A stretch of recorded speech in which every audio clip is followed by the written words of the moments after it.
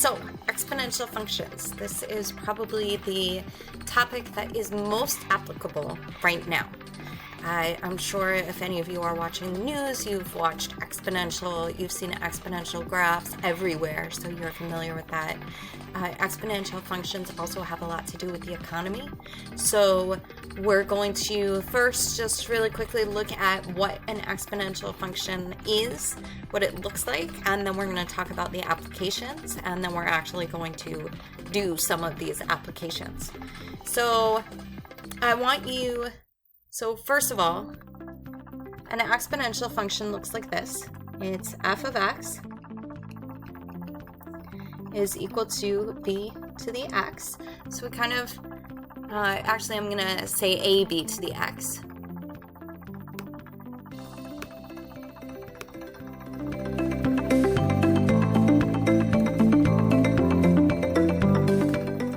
That did not come out well.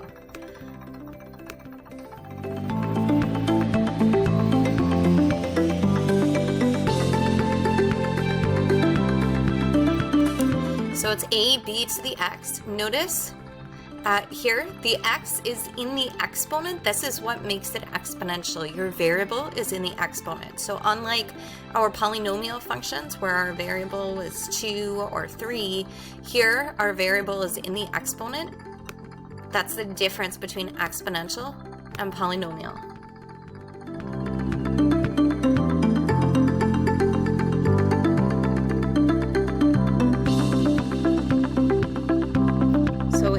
Exponential function,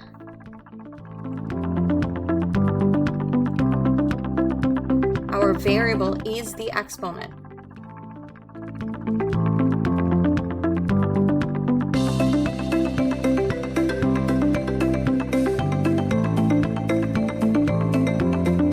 If your variable is anywhere else, it's not exponential. Okay, so we kind of talked about this already, but the b is the base. The a here is actually the y-intercept. So this is not hard to see. If x were equal to 0, now we know from our discussion of exponential properties that anything to the 0 is 1, right? So a times 1 is just a. So it makes sense if we plug in 0. So f of 0 is a times b to the 0, which is just equal to a times 1, which is just equal to a. So that's why we say that a is our y-intercept, and the b we call the base, okay? The b is not equal to 0.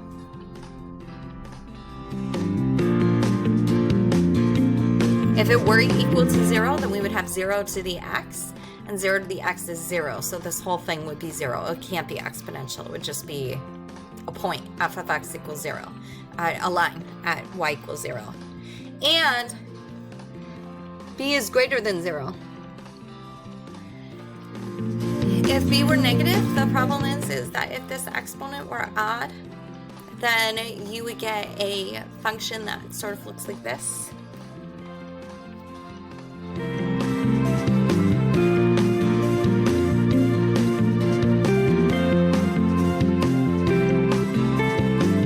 Get these dots. Okay, and we wouldn't call this exponential. At least we're not going to discuss it. I didn't leave enough room here. I'm rewriting the same thing.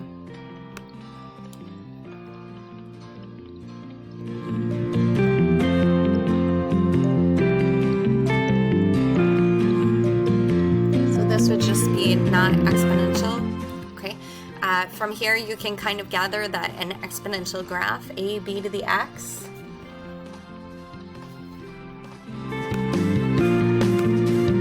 the general shape of that graph. And again, if you've been watching the news or reading the paper, I am sure that you have seen this a lot.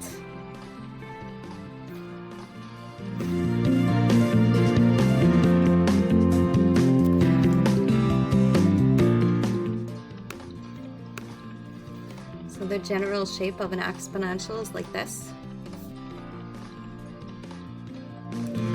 And we also talked about the domain and the range. Okay, the domain is all real numbers. This just keeps going up. This is actually terrible.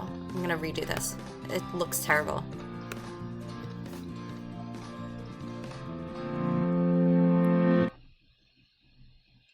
This is a little better. Still doesn't look great, but you get the idea. This is the general shape of an exponential graph.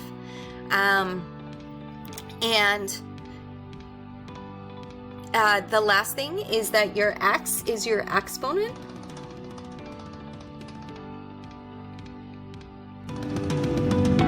And the only requirement of x is that it's real. So we were talking about domain and of other graphs, and we touched upon this. You may not remember, but we did touch upon this in class when we were talking about domain and range of functions. The domain of this graph is all real numbers. You can see that the x values, okay, if x were negative over here, like negative 100, we would still have a value. If x were positive 100, we would still have a value. It'd just be way off the screen, okay? So our domain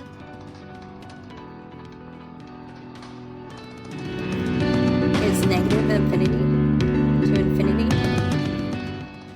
And our range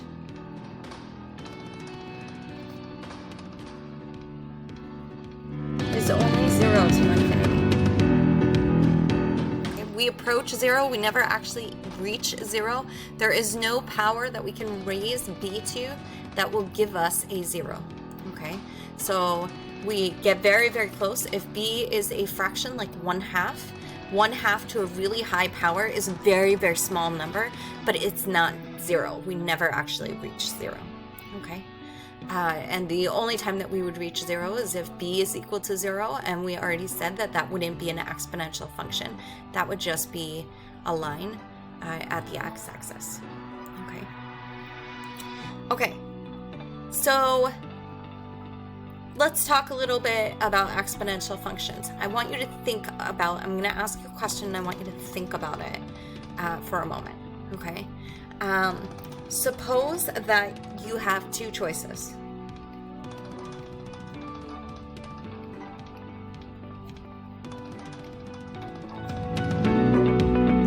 Your first choice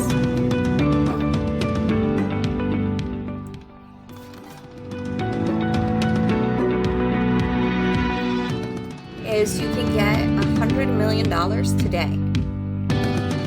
$100 million.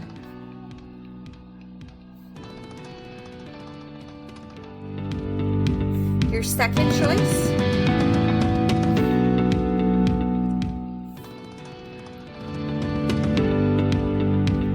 is you put a penny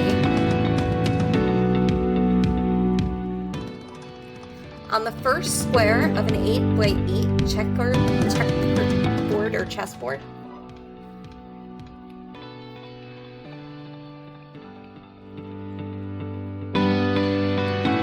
And every day you double it and you put the new amount on the next square.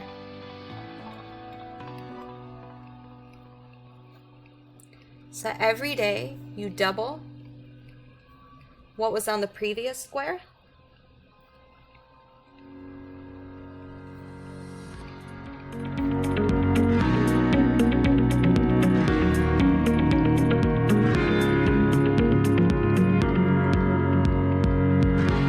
And you put that on the next square. Now you don't get to keep everything on the chessboard.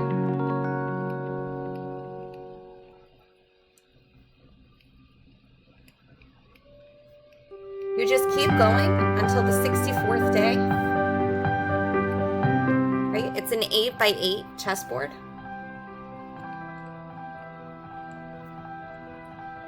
You get to keep what's on the 64th square, just what's on the 64th square.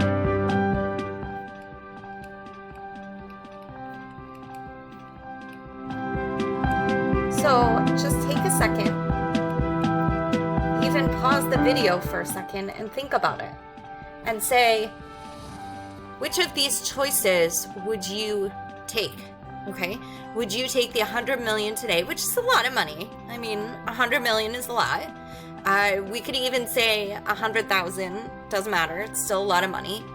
And you take that today, or you put a penny on the first square of a chessboard. On the second square, you have 2 pennies, so 2 cents. On the third square, you have 4 cents. On the fourth square, now you have 8 cents, and so forth. And you get to the 64th day, and you're allowed to take whatever money is on the 64th square. So think about it. Which one would you take? The $100,000 or $100 million? Or what's on the 64th square?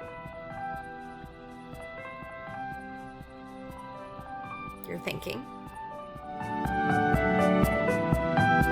Okay. So let's think about what this means, okay? We're doubling every day, which means that our base is 2. We keep multiplying by 2 over and over and over again. How many times are we multiplying by 2? 64 times. Let's see what 2 to the 64 is. Okay, now I'm going, look at how huge this is. But let's be honest, we started off with 1 cent, not $1. So we have to put in a decimal point after the 16. So we have, this is 100 million for the first. For the second, we have 1, 8, 4, 4, 6, 7, 4, 4, 0, 7, 3, 7, 0, 9, 5, 5, 1, 6, 1, 6. And there's got to be a decimal point over here because we're starting off with 1 cent, not $1. So let's see how much that is. So this, if we mark off every 3,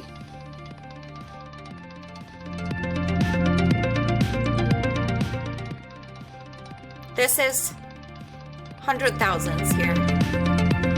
The 7 means 7 million. Okay, now we have 737 million, 440 billion, 467 trillion. This is quadrillion amount of money, quadrillion dollars. We started off with a single cent, and now we have $184 quadrillion, almost $184.5 quadrillion. That is a lot of money. Look at this exponential growth.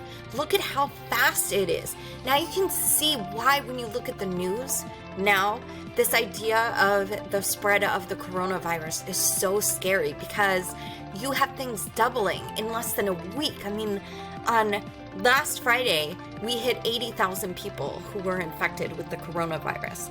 Now I think we're up to 250,000. We have more than tripled in a single week.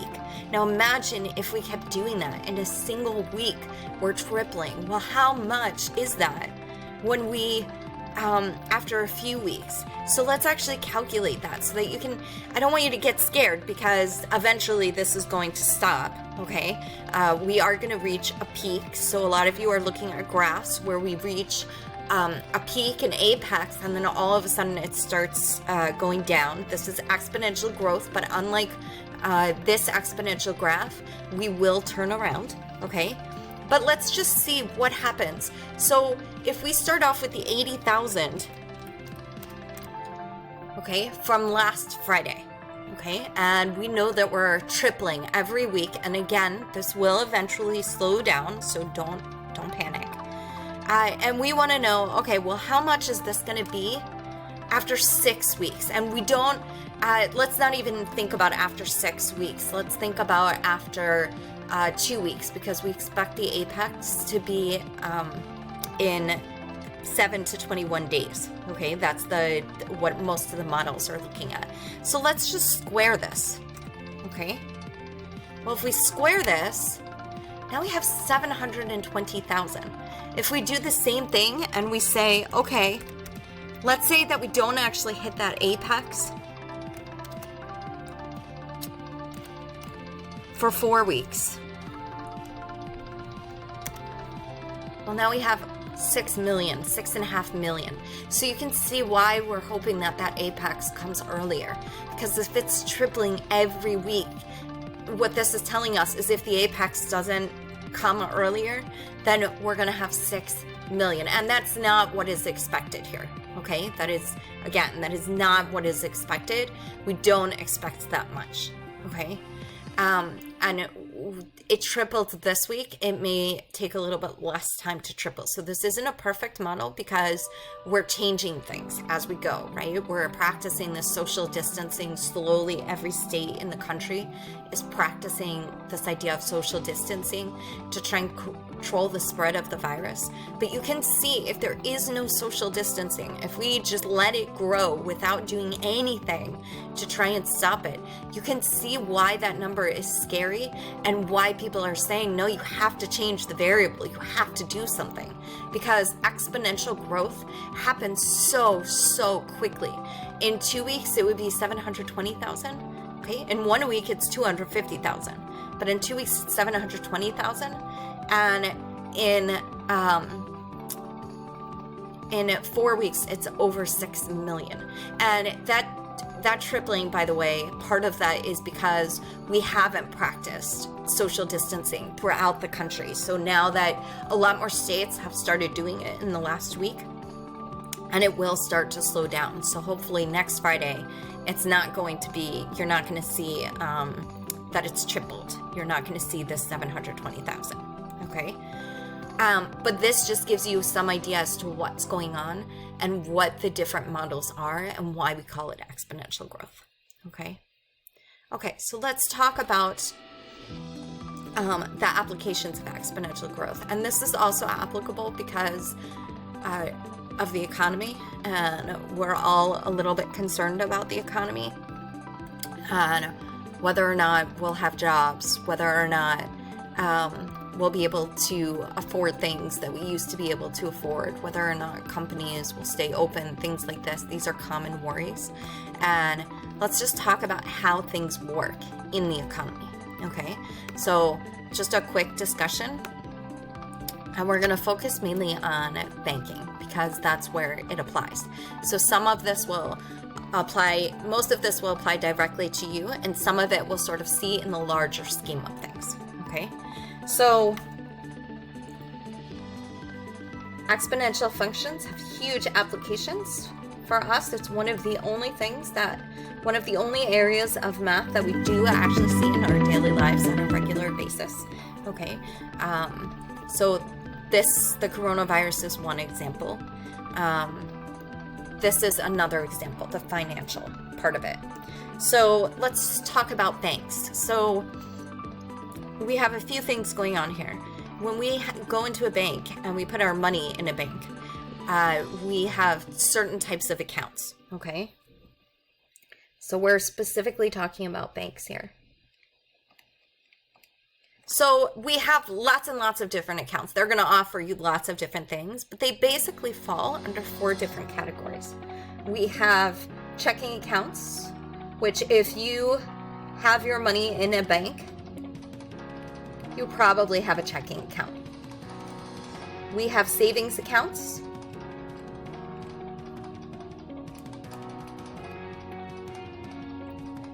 We have something, I don't know if it's still called a money market, but it's essentially a money market account.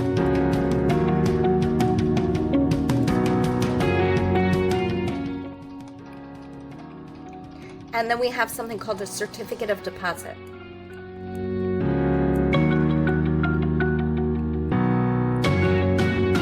Or it's typically referred to as a CD.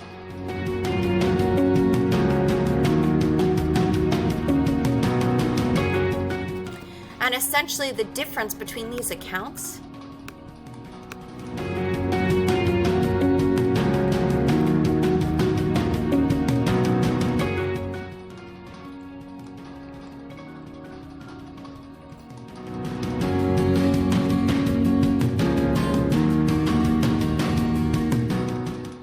has to do with access. How much access to your money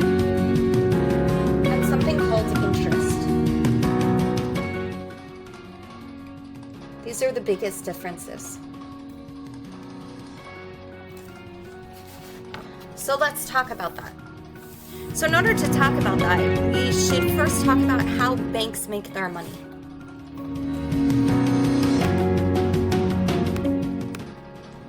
So some of you may already know this.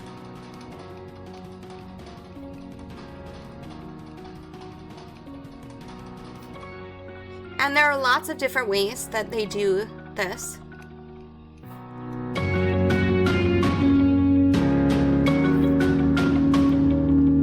Loans. Typical loans might be for a car, for a mortgage. A car would be a much smaller loan. A mortgage is a much bigger loan. A small business loan.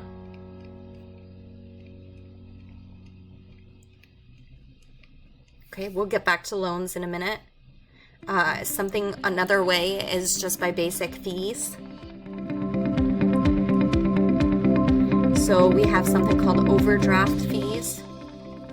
So an overdraft fee is essentially you go in and you write a check to somebody, okay? And let's say that you have $100 in your account, but you write a check for $200. Now, what the bank will do is it'll say, okay, we'll let that person cash that check, okay? Sometimes it can be really embarrassing if somebody tries to cash a check and then they can't. So if you have $100 in your account, they might say, okay, we'll let the person who you gave the $200 check to deposit the check. But you're going to be charged a fee because essentially the bank is paying $100 and it's $100 that you don't have. So they might charge you a $50 fee or something for something like that. You have ATM fees, right? So if you take money out, if you have money in, let's say, Chase Bank, but you use an ATM from TD Bank, you're going to be charged, I think it's like a $3 or $3.50 fee every time you take out money from an ATM at a different bank. It might be minimum balance fees. So in a lot of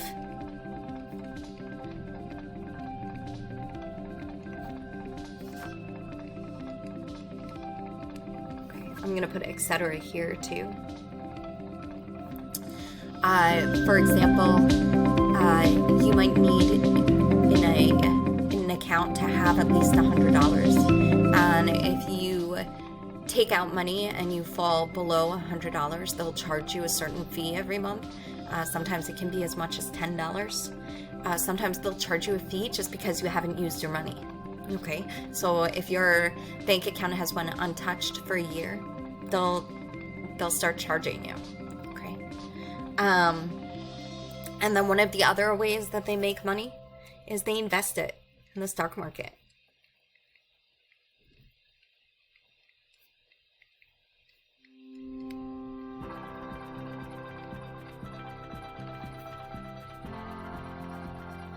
And we're going to talk about this a little bit more because obviously the stock market has taken a big hit. So just really quickly going back to loans for a second.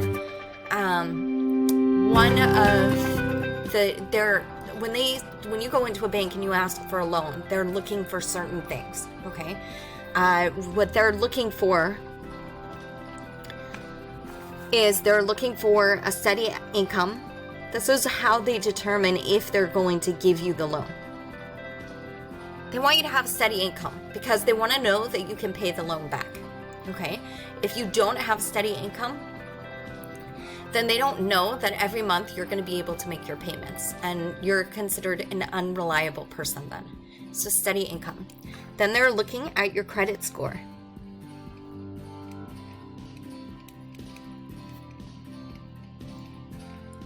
So if you have a credit card, you have a credit score. If you have a loan, like a student loan, you have a credit score, okay? Your credit score is kind of like a measure of your reliability. Do you pay your bills on time? If you pay your bills on time, your credit score goes up, okay? And that goes for loans too. Are you doing your loan payments on time? Are you paying your full loan payment? If you're doing that, your credit goes up. Okay, so these are things that they look at. So, for example, if, let's say that you have student loans. Now, if you pay your loans very quickly, so let's say that you pay your loans over 2 years, even though you have 20 years to pay your loan, you actually have a lower credit score. And the reason for that is that there hasn't been enough time for anybody to establish reliability. They've said, okay, you paid your bills over 2 years, but that's not enough to say that you're reliable. If instead you're saying, okay, you consistently paid your bills over 15 years, that makes you so much more reliable. If you only have one credit card, that can be actually a mark against you, because if you're paying one credit card bill every month on time, that's great. But if you're paying 2 credit card bills on time every month, then that's going to give you a higher credit score. So all of this makes you more reliable. Now, you shouldn't have lots and lots of credit cards, but you probably should have at least 2. That will increase your credit score. So all of this is about reliability. That's what the steady income is. That's what the credit score is. Credit score has shown a history of reliability. The steady income is saying, okay, well, that says that you have a future of reliability. The last thing that they look at is assets. Assets are things that you own.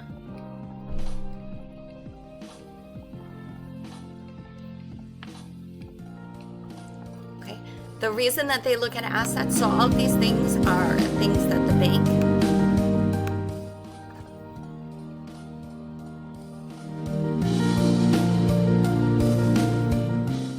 uses to determine if you get a loan.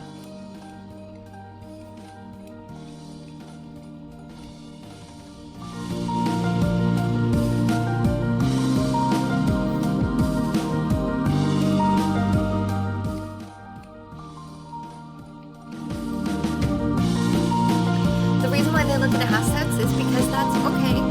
Let's say that you had a steady income and you had a good credit score, but something happens and you can't pay your loan anymore. Okay. Well, what they do is they say, hey, you're required to pay your loan. You can't just say, I can't pay it. So if you don't pay it, they come after you. They start taking away your assets. If you have a car, they take your car and they say, okay, this car is worth $10,000. $10,000 goes to your loan. So they possess it. If you have a house, they take your house. They take everything that you own until your loan is paid back. Now, let's say that you don't have a lot of assets. They may not give you a loan, but if you go and you say, okay, I have a co-signer, I have somebody who will co-sign the loan with me, or I have a guarantor, okay? They say, okay, we'll give you the loan then, because you have a good steady income, you have a good credit score, and your guarantor or your co-signer has assets. Now what that means is if you don't pay the loan, they go after the person who co-signed the loan with you and they take their assets away. So somebody who's willing to co-sign a loan or willing to be your guarantor has to be very trustworthy of you, because they know that if you don't pay the loan, then they're the ones responsible. Okay, so this could be a little dangerous. So for example, I had a student who was buying a car once and she asked me to be a guarantor. Don't do that. Okay, don't ever do that, because you want it to be somebody who you absolutely know is very, very dependable. Okay, and a student is not good enough. You want it to be somebody who you know very, very, very, very well. Okay. So this is how banks make their money. And the reason that they make so much money on the loans is because they charge you interest.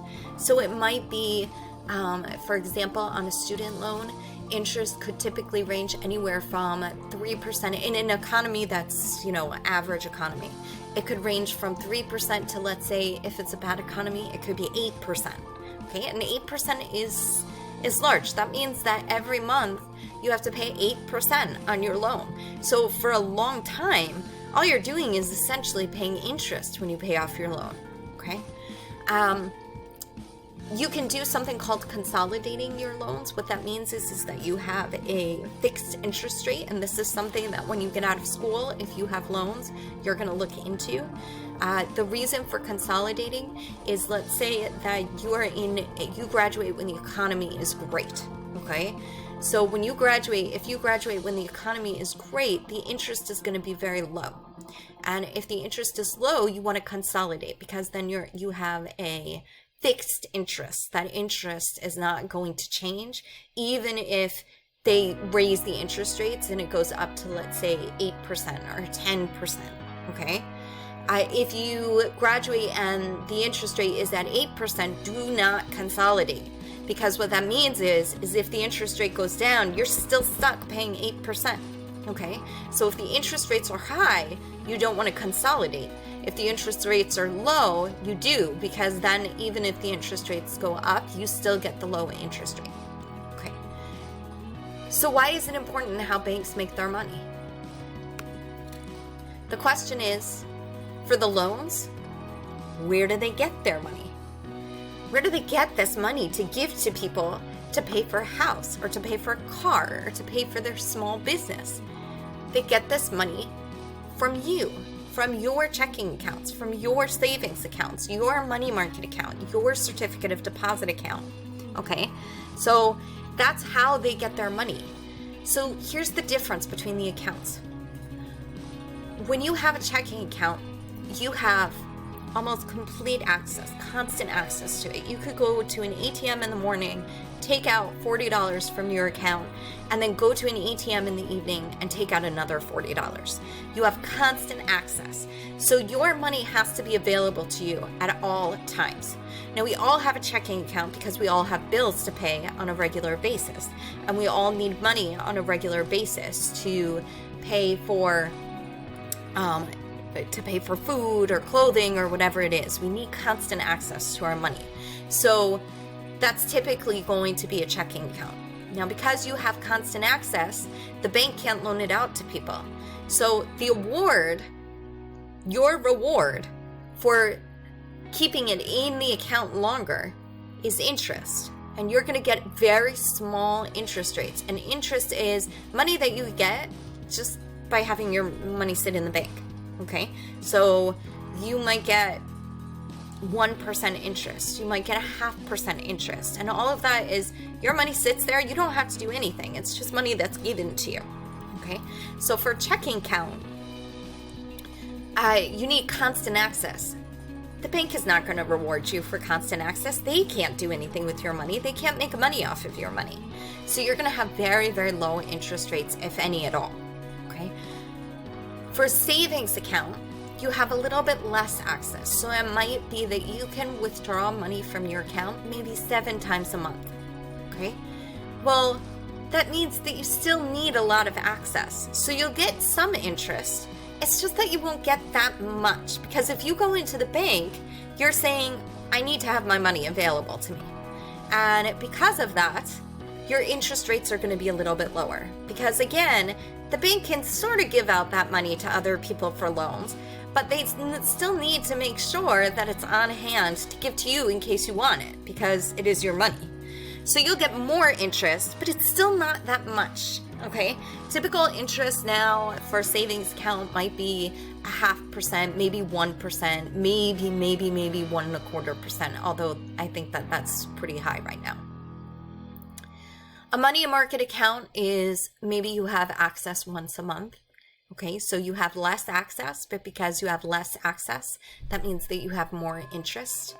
If you withdraw, you go to the bank and you withdraw money more times than you're allowed, you actually get charged a big fee, okay? Because you're saying that you need your money when you already promised that you didn't. Certificate of deposit is no access, okay? So a checking account is constant access.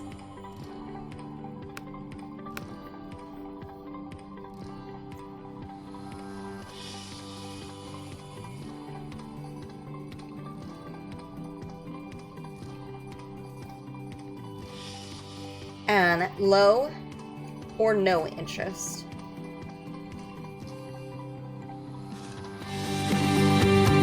This is maybe 7 times per month.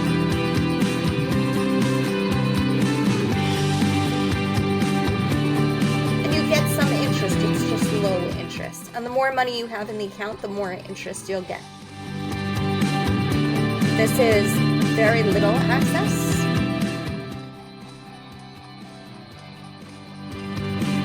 So maybe once a month. And it means that you have a higher amount of interest. So if for a savings account it's 1%, for a money market it might be 1.5%, which is very high. Actually, nowadays it's very high. A CD is no interest. No access. But very high interest.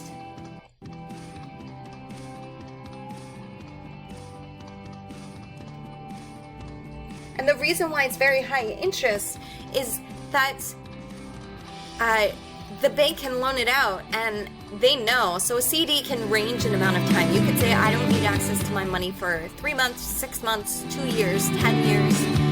The more time that you sign up for the CD, the higher the interest. Because if you're saying, I don't need any access to my money for 10 years, then they're going to say, okay, that's great. That gives us the opportunity to loan it out. And if that's giving us the opportunity to loan it out or invest it, then we're getting a lot of money. And that's good for us. So our reward to you is more interest. Okay? Okay. Let's talk about some of this other stuff.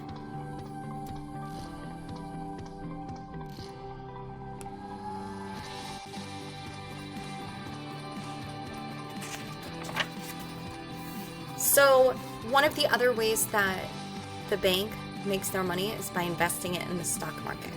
So you could see why this could be a negative thing right now, right? If the stock market crashes, what happens? The banks make bad investments, or they make investments where the stock market crashes and it becomes a problem.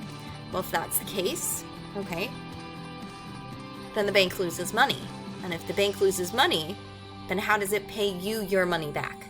Okay, so during the Great Depression, this was a serious problem because people got scared. They felt the banks were closing and they were going to lose their money. Okay, the banks made investments. The banks were losing money. If the banks lose money, they close. You lose your money. So you go and you run to the bank and you take out money, all of your money from the bank. And how the bank closes.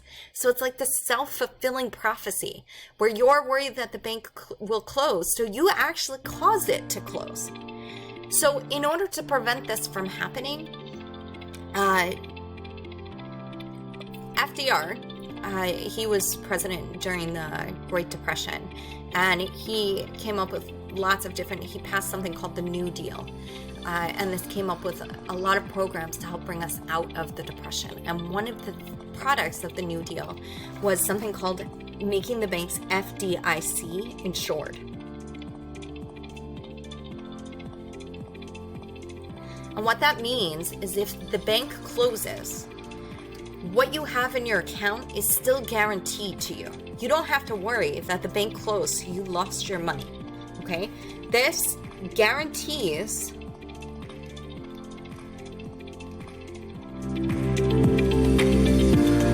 you get, I think it's up to $500,000 now.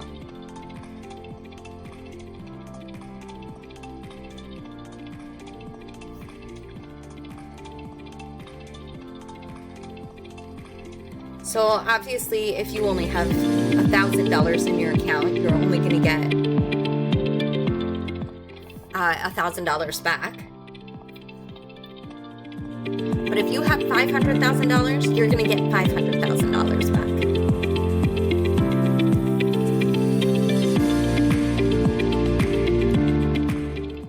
If you have $6,000, you only get $500,000 back.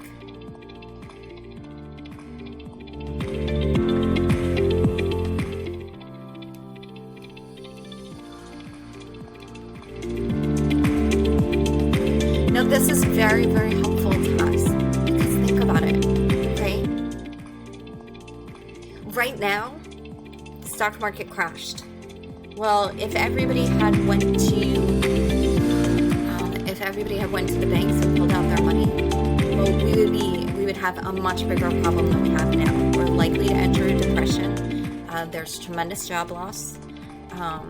Now the government is printing more money than they have, so we're likely to enter a depression.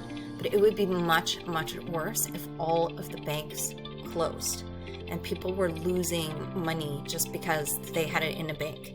So what this does is it helps ensure that you keep your money if you put it in the bank. Okay. Now, there were some things, there's a stimulus package out there, right? And it's, well, where do we get the money from for a stimulus package?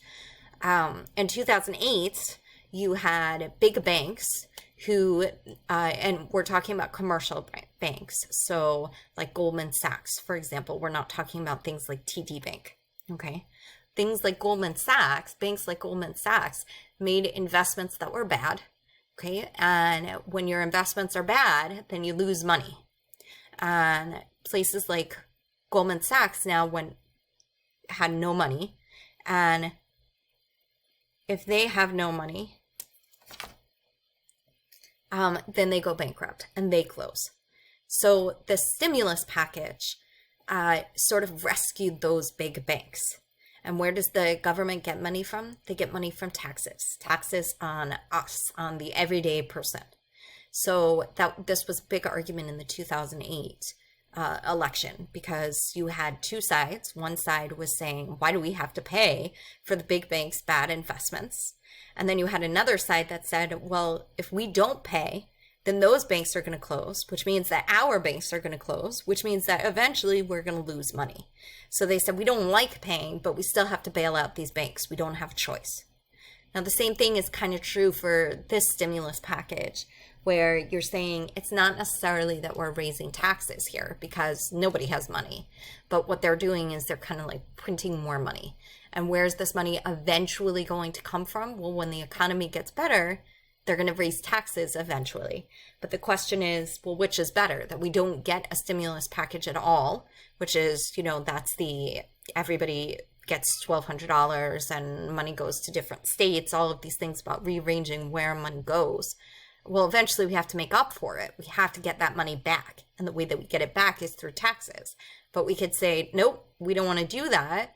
And if we don't do that, then, we're in a deficit and our economy is going to stay, it's not going to improve. So these are things that we have to think about when we talk about the stimulus packages. And we don't really have a choice in this one. It's not a choice. There is no money, so we need to do something in order to rescue the economy.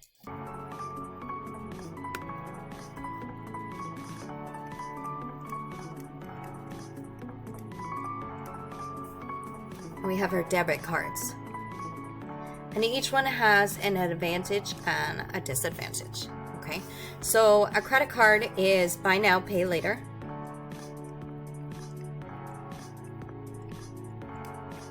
That's a big advantage. It builds your credit. So if you want to get another credit card,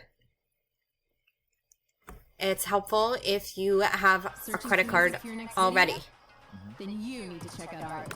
So a credit card builds your credit. Now, the very first credit card that you get is going to have a very, very little,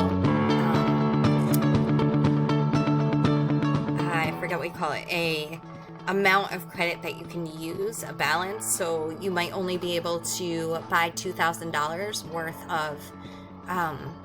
worth of items at a time. Okay. As you build your credit, that amount will increase. So it might be that after 5 years now you can buy up to $7,000. It might be after 10 years it could be an unlimited amount. It depends on the credit card company as well. So like, for example, when I graduated from high school and I got my first credit card during my first year of college, I only had a $500 credit. That was just enough to buy books. The following year they increased my credit to $2,000 because I was paying my bill on time. Okay. So that's another advantage. Another advantage is if it's stolen,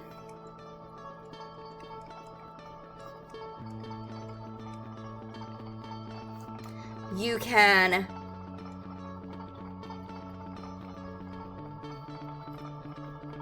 I don't want to say you can get the money back, but the money hasn't left your account yet, okay?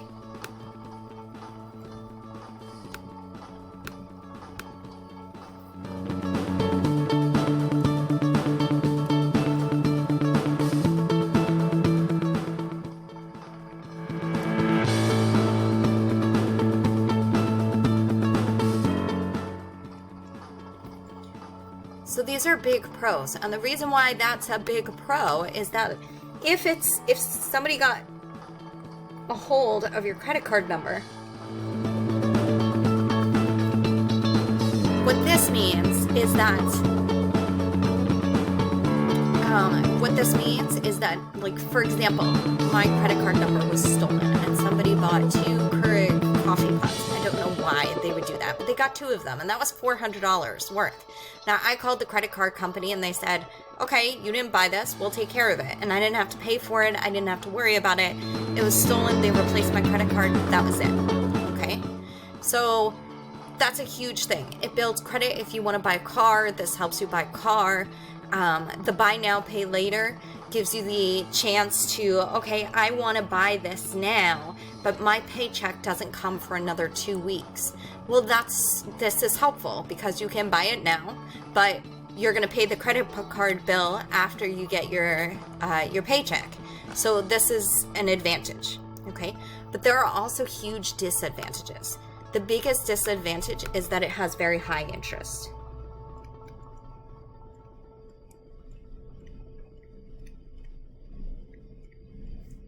And when we say high interest, I can mean it could be as much as 19%. Meaning if you bought something for $100 and you couldn't pay for it at the end of the month, okay? Well, now the next month, it doesn't cost you $100 anymore. Now it's costing you $120. And the next month, if you still couldn't pay for it, now it's like $144. It's more and more interest every single time. So it gets very, very expensive if you can't pay your credit card bills on time. Second thing that they have is late fees. And this kills your credit.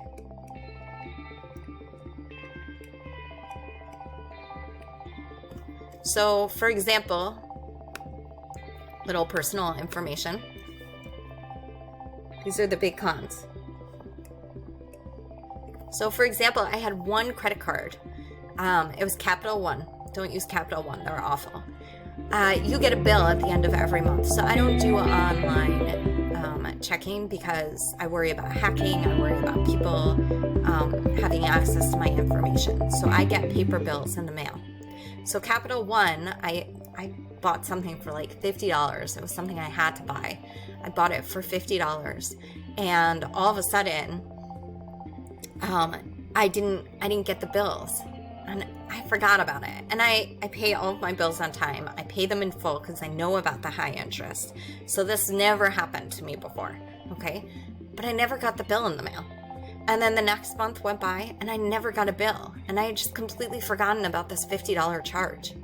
And then a month later, so now this is the third month, so 2 months of not paying, okay?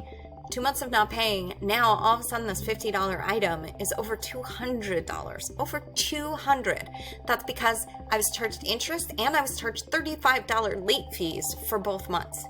So I called up the credit card company and I explained this to them. Capital One was my very first credit card, so I've been,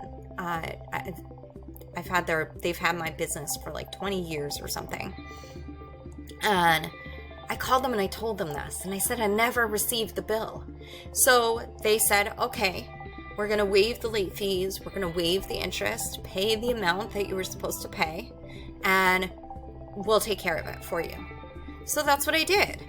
The next month, I get a bill. Now I'm charged another late fee with interest again. So I call the company up again and I say, okay, I don't understand this because I paid it. I paid it 2 days after I spoke to you. I mailed it in that day. You got it 2 days after I spoke to you. And my there were some things that were my fault here. First thing that was my fault is I forgot that I used the credit card. I don't use that credit card a lot. And the second thing is when I paid the bill, I should have paid it right there over the phone versus mailing in a check. They said again, I called them up again. They said, okay, we'll waive the fee again. We'll waive the late fee. You don't owe anything. So I'm like, great. I look at my credit score. It's dropped 200 points from excellent to not good. And this is because of late fees. Now I've shown I'm unreliable. So I called up the credit card company. I said, no, this isn't fair. You killed my credit score with something. They had evidence that I never got the bill. They had looked it up, and the post office, it said return to sender. So they knew I never got the bill. It didn't matter. Destroyed my credit score. So this is a huge disadvantage of a credit card. Okay, one mistake can really cost you. Now, to be fair, I don't have a lot of other things to help improve my credit score, but this was still a huge problem. Okay, now debit card has other things that are advantages versus disadvantages. When you buy it, you pay for it. So it's buy now, pay now.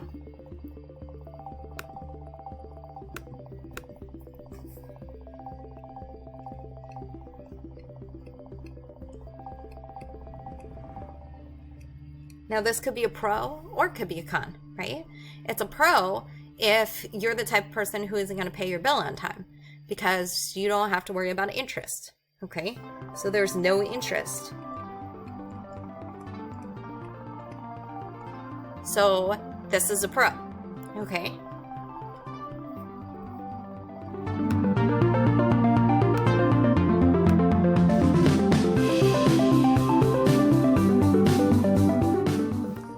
One is a pro.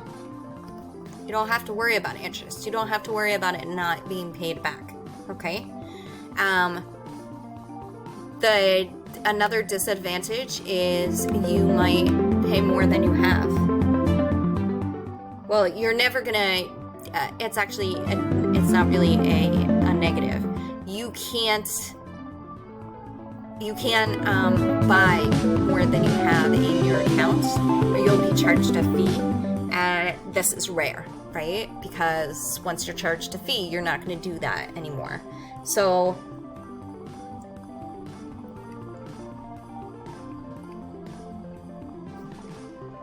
it'll be rejected.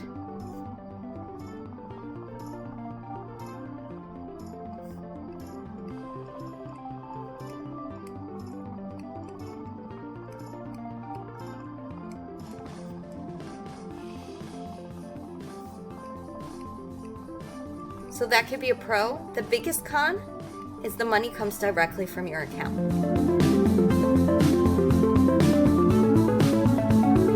Now you may say, okay, well, if it's stolen,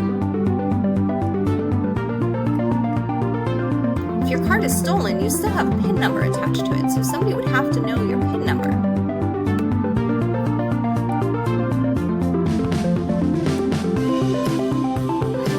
Just if it's stolen. What if you go to a store and it didn't seem to go through, so they swipe it twice, and maybe it's a $50 item. Well, if they wipe it twice, then what they've done is they've essentially taken $50 out of your account twice. And now you're missing that $50. So if you call up a credit card, you've never paid the $50. You look at your credit card bill, you say, hey, I was charged twice, and you call up the credit card company or you call up the retailer, okay? Whereas with the debit card, you're already missing the $50. If you don't realize that you were charged extra, that money is now out of your account. It is much, much harder to get it back, okay? You have to call up the company that you bought from, or you have to call up the bank, and it is so difficult to get that money back. It can take months if you get it back at all. So that's a huge disadvantage of the debit card. So that's something that you want to pay attention to very carefully, okay? So this is how the economy works, okay?